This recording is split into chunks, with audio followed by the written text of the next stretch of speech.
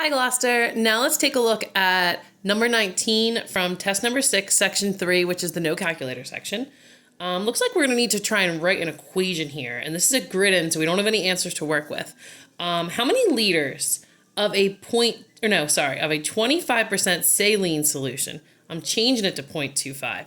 So how many liters of a 25% saline solution?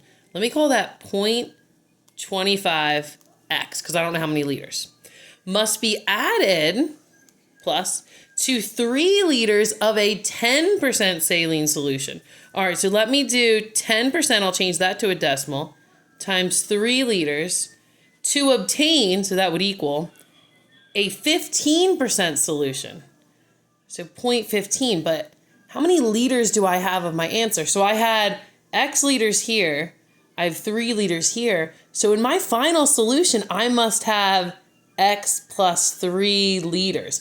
All right, that's the hardest part of this problem, in my opinion, is forming the equation. So how many liters of a 25% saline solution must be added to 3 liters of a 10% saline solution to obtain a 15% solution, which is that X plus 3, because that's my total liters I have of my solution. That's the hardest part. The next hardest part now is working with these decimals without a calculator. So I know 0.25x plus, what is 0.10 times 3? That's almost like 3 dimes. So 0.30 equals, let's go ahead and distribute this in. So 0.15x plus 3 times 0.15, that's 0.45. All right, I want to get my x's together. I guess let me move this one over first. So I'll subtract 0.15x.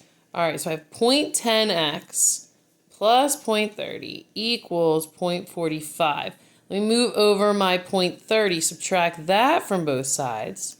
All right, so I'm down to 0.10x equals 0.15, divide by 0.10, divide by 0.10. Wow. All right, this is where most people kind of freeze. One thing I like to do is kind of mentally multiply both of these by 100, which actually moves the decimal place and makes it 15 over 10, which is much more manageable. That's one way to do it. You could go with long division and do how many times does 0.10 go into 0.15, but you're kind of doing the same thing because you would get rid of the decimal on the outside and you just change the problem into 15 divided by 10 anyway. So back over to here, if it's 15 over 10 is my answer, I have to simplify before I can grid in my final answer. So why don't I go ahead and divide both the top and the bottom by 5.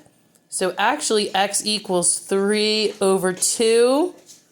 Final answer. A lot of people are going to want to go ahead and change that to 1.5, which is 1.5. You can grid in that.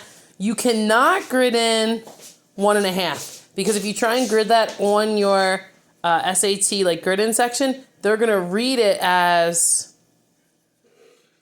11 over 2, not 1.5. So you can't grid in this way. Definitely don't do that. Stick with either 3 over 2 or 1.5. Final answer. Any questions, please message me below. Thanks.